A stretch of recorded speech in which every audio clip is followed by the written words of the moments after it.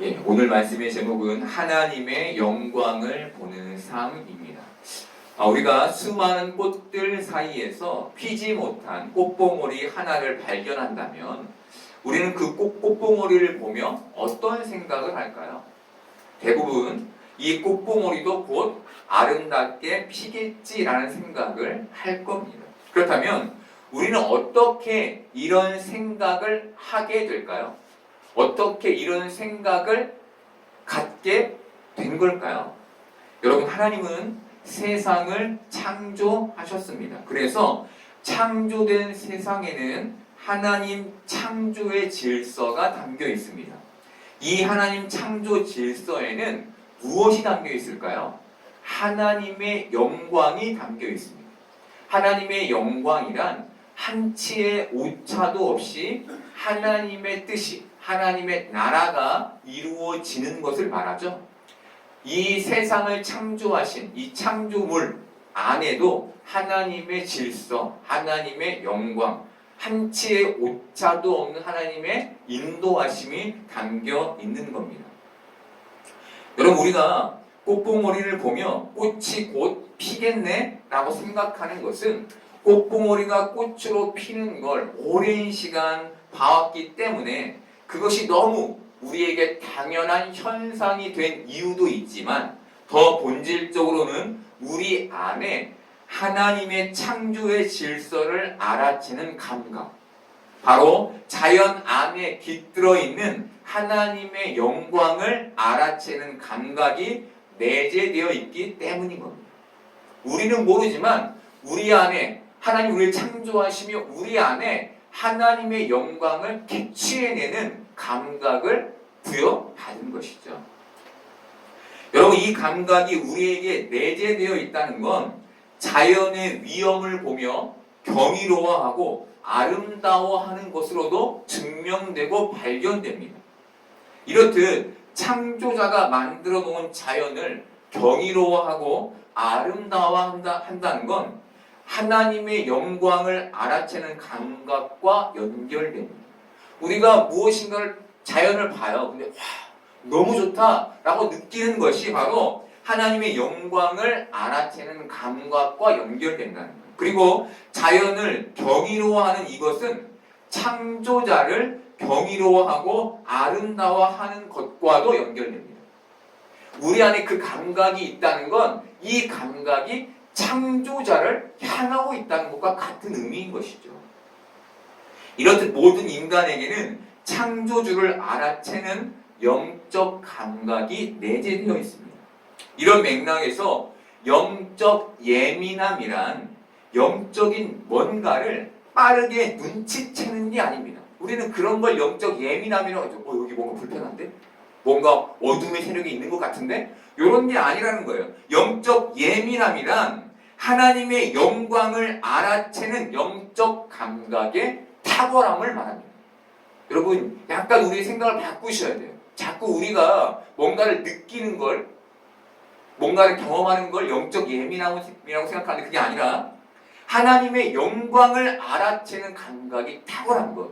이게 영적 예민함인 겁니다. 그리고 영적인 사람이란 신령한 은사를 가진 사람을 말하는 게 아니라 영적 감각을 자신의 삶 전 영역으로 넓게 확장시킨 사람을 말하는 겁니다. 영적 사람이라. 저 사람 기도하는 거 보니까 영적 사람이야. 이런 그런 의미가 아니라 내 삶에서 영적 감각을 넓혀간 사람. 다시 얘기해서 세상을 살아가는데 많은 일들을 영적으로 해석해가는 사람.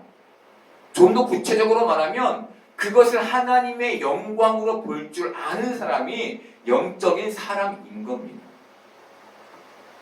여러분, 우리가 이렇게 영적인 예민함으로 영적인 감각을 넓혀가면 우리는 이 세상에서 아직 피지 못한 꽃봉오리와 같은 상황, 실패, 낙담, 좌절, 불행, 막힘의 현실을 마주하게 될 때에도 꽃봉오리에서 우리가 곧 꽃이 피겠네를 기대했던 것처럼 그 상황을 실패로 단정짓지 않고 기대하게 되는 겁니다.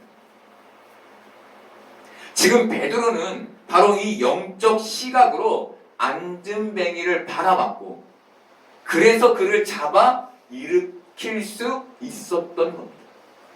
그저 그가 예수님의 이름을 가지고 간 게 아니라 그 영적 시각이 그에게 있었던 것이죠. 여러분, 베드로가 안전뱅이에게 가졌던 그 영적 시각은 우리에게도 필요한, 우리가 가져야 할 시각이기도 합니다. 우리가 사는 세상에는 선택의 기회조차 없이 불행에 던져지는 사람들이 있습니다. 안전뱅이도 바로 그런 사람 중 하나였습니다. 여러분, 성경에는 기록되어 있지 않지만 안전뱅이의 현실을 한번 생각해 봅시다.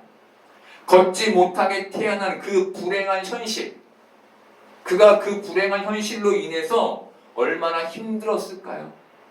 그래서 그는 아마 그 불행한 현실로 인해 생존력이 강했을 겁니다. 삶의 의지가 강했을 겁니다. 여러분, 삶의 의지가 강하다는 것은 세상을 홀로 살아내야 했기 때문에 생존력이 강하다라는 의미입니다. 그래서 삶의 의지가 강하면 그 마음에 견고한 성을 가지고 있는 경우가 많습니다. 삶의 의지가 강한 사람들이.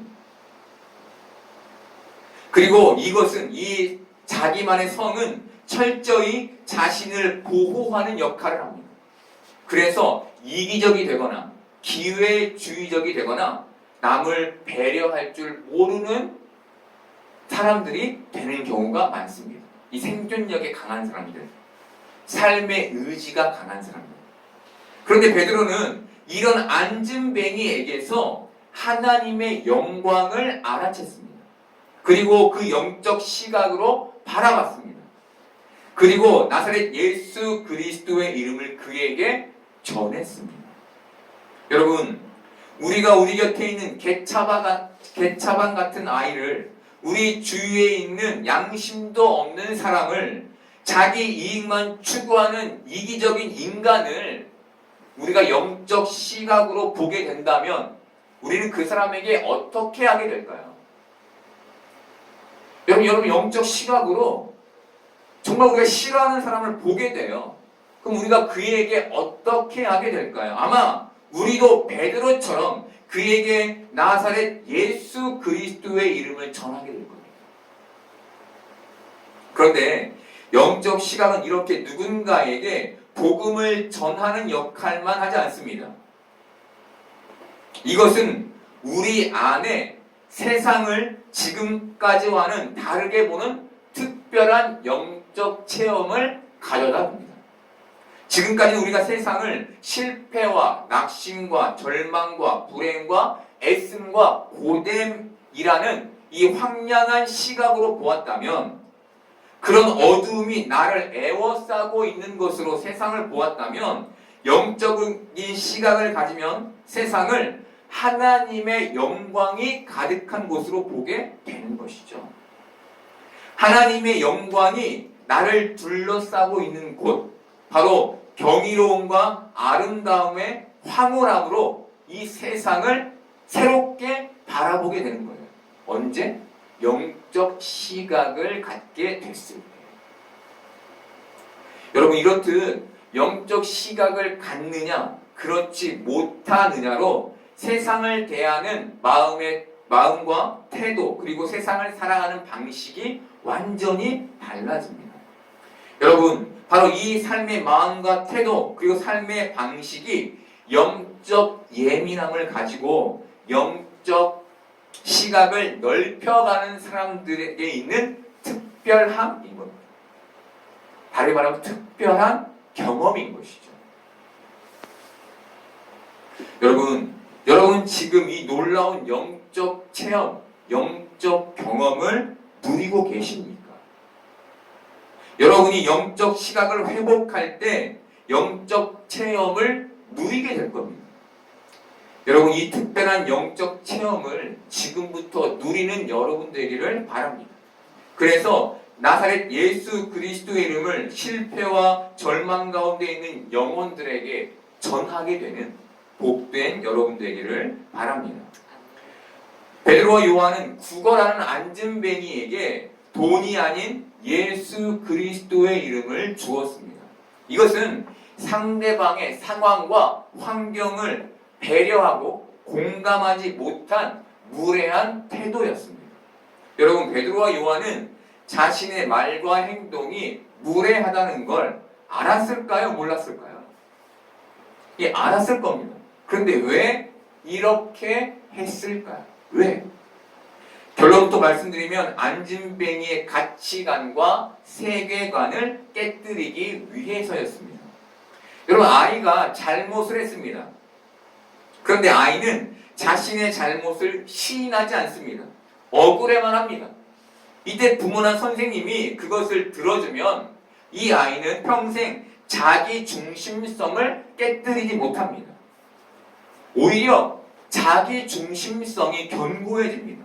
하지만 부모나 선생님이 그 잘못을 야단치면 이 아이의 자기 중심성은 깨지게 됩니다. 더 넓은 아이가 되는 것이죠.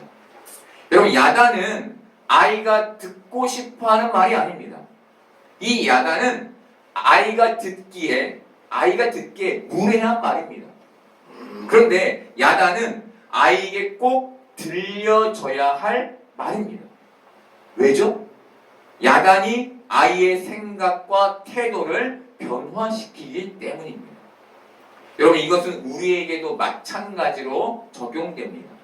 우리의 자기 연민, 자기 교만, 자기 생각이라는 자기 중심성이 깨지려면 우리의 원함에 대한 누군가의 거절과 거부가 필요한 겁니다. 있어야 하는 것이죠.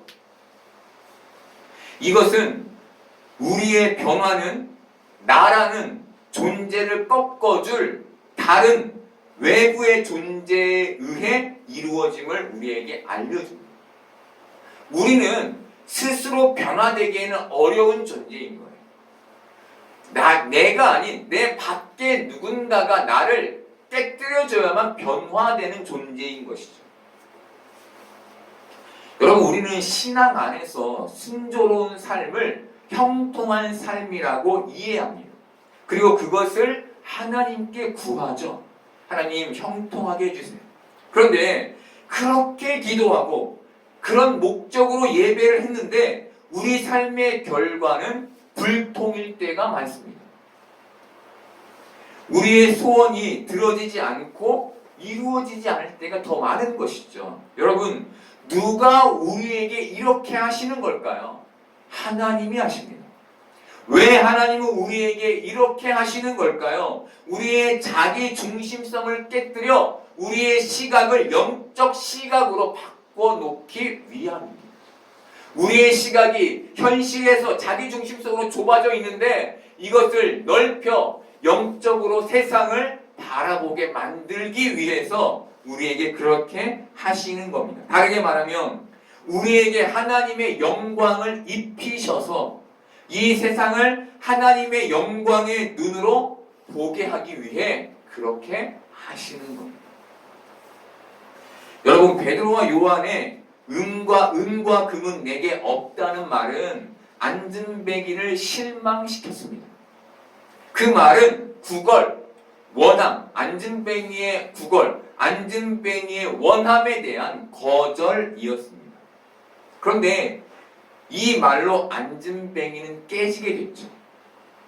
베드로와 요한은 안진뱅이의 그 깨진 마음, 거절된 마음입니다, 여러분. 그 거절된 마음에 예수 그리스도의 이름을 심었습니다. 여러분, 안진뱅이의 마음이 깨지지 않았다면, 다른 말로 베드로와 요한이 그의 구걸을 거절하지 않았다면 그 마음에 예수 그리스도는 심기지 못했을 겁니다. 그러면 안진뱅이는 새 삶을 얻지도 못했을 겁니다. 여러분, 저는 빈민가에 태어나지도 않았고 극심한 가난을 겪어보지도 않았습니다. 장애를 갖고 태어나지도 않았고 폭력적인 가정에서 태어나지도 않았으며 빈곤한 가정에서 태어나지도 않았습니다. 자기 선택 없이 불행에 던져지지도 않았습니다. 그래서 저는 그것을 안고 사는 삶을 잘 모릅니다. 그것이 얼마나 힘들고 어려운지 정확히 모릅니다. 감히 이해조차 할 수 없습니다. 그런데 한 가지는 압니다. 그것은 세상에서 살아남기 위해 처절하게 세상을 살아갈 그들에게 예수 그리스도의 이름이 필요하다는 겁니다. 안진뱅이처럼 어렸을 때부터 세상에 버려져 극한 가난 속에서 스스로 생명을 지켜낸 이들에게 예수 그리스도의 이름이 주는 쉼이 필요하다는 겁니다. 이들에게 기독교가 가진 자의 종교, 부르주아의 종교로 보일지 모르지만 그들에게도 나사렛의 빈곤한 동네에서 가난한 가정의 아이로 태어난 예수 그리스도의 이름이 필요하다는 겁니다. 가진 자들이 전해주는 그 예수 그리스도의 이름이 그들에게 무례하게 들릴지 모르지만 그럼에도 그들에게 예수 그리스도의 이름은 전해져야 할 이름이라는 겁니다. 얼마 전에 목사였으나 하나님을 떠나 사회운동가가 된 사람이 쓴 책을 보게 됐습니다. 그는 그 책에서 하나님을 떠난 이유를 두 가지로 설명했습니다. 첫 번째는 자연 법칙과 이성의 논리로 하나님이 설명되지 않는다는 것이었습니다. 자기 머리로 이해가 안 된다는 것이죠. 그리고 두 번째는 이 사회에서 버려진 이들, 자신의 잘못 없이 전쟁으로 죽어가야 하는 아이들, 기아와 기근에 허덕이는 사람들, 재난으로 죽게 되는 죄 없는 사람들, 세상의 폭력으로 삶의 괴로움을 안고 살아가야 하는 사람들, 그런 사람들에 대한 하나님의 무관심이었습니다. 왜 하나님은 저들에게 일하지 않는가? 왜 하나님은 저들을 버려두는가? 여러분, 이 사람이 하나님과 멀어진 데에는 그가 본 그 사회 최하층의 극빈자들과 그들이 처한 참혹한 현실이 놓여 있었습니다. 그리고 그 문제를 해결하지 않는 하나님이 있었습니다. 그리고 그가 결정적으로 하나님으로부터 돌아서게 된 이때에는 지금 세상에 필요한 건 신이 아니라 사회 정의와 도덕이라는 결론에 이르는 것이다 라는 결론에 이르게 되면서였습니다. 여러분, 사람의 도덕성과 자비로도 세상의 빈 곳을 메우고 낮은 곳을 돋을 수 있습니다. 이렇게 세상은 사람의 도덕성과 사랑으로도 훌륭하게 돌아갑니다. 그런데 그럼에도 우리에게는 왜 예수 그리스도가 있어야 할까요? 또 왜 예수 그리스도를 세상에 전해야 하는 걸까요? 현실에서 하나님께 실망한 저들에게, 세상에서 버려졌다고 여기는 저들에게 우리는 왜 예수님을 전하는 무례한 행동을 해야 하는 걸까요? 은과 금이 아닌 오직 예수 그리스도의 이름으로만 이 불합리하고 불행한 세상에서 하나님의 영광을 볼 수 있게 하기 때문입니다. 저들이 삶은 저 처절한 삶 너머에 있는 그 삶을 그 사람이 살아갈 수 있도록 만드는 이름이 예수 그리스도의 이름이기 때문인 것이죠. 여러분, 예수 그리스도의 이름으로만 세상과 다른 결의 삶, 현실에 애워싸여 답답하고 실망하며 낙심하는 삶이 아닌 하나님의 영광에 둘러싸여 있는 삶을 시작할 수 있는 겁니다. 여러분, 베드로는 안진뱅이에게 복음을 전했습니다. 어떻게 복음을 전할 수 있었을까요? 그의 희망이었던 예수님이 십자가에서 돌아가셨기 때문이었습니다. 예수님의 죽음이 그의 희망을 깨버린 겁니다. 그리고 부활하신 예수님이 그의 그 깨진 마음에 심겨진 것이죠. 그래서 그가 이 세상을 하나님의 영광으로 보는 눈을 갖게 됐고, 그래서 그가 그 영적인 시각으로 안진뱅이를 보며 예수 그리스도의 이름을 전하게 된 겁니다. 여러분, 베드로는 이 영광을 보는 눈을 갖게 되며 세상에 복음을 전하기 시작했습니다. 여러분, 우리도 베드로와 같은 과정을 거쳤죠. 우리도 나라는 자기성이 깨진 자리에 예수 그리스도가 심겨졌습니다. 그런데 우리는 지금 세상을 하나님의 영광의 시각으로 보고 있습니까? 지금 나는 하나님의 영광에 둘러싸여 있어 라고 생각하십니까? 정말 이 황무지 같은 세상을 하나님의 영광을 보며 살고 계십니까? 하나님의 영광에 둘러싸이는 그 특별한 영적 체험을 가지고 이 땅을 살고 계십니까? 그리고 그 체험으로 복음을 전하고 계십니까? 여러분, 세상을 하나님의 영광으로 보게 되는 여러분 되기를 바랍니다.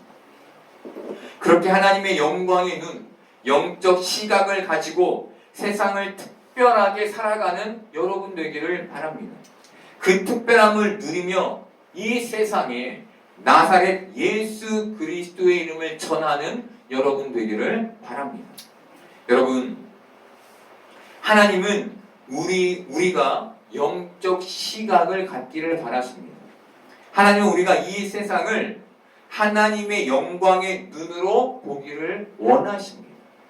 그저 이 현실에서 세상 사람과 똑같이 늘 답답하고 힘들고 어려워서 불평하며 짜증내며 살기를 원하지 않으시는 것이죠. 하나님은 우리가, 자녀인 우리가 특별한 삶을 살기를 바라시는 겁니다. 특별한 삶.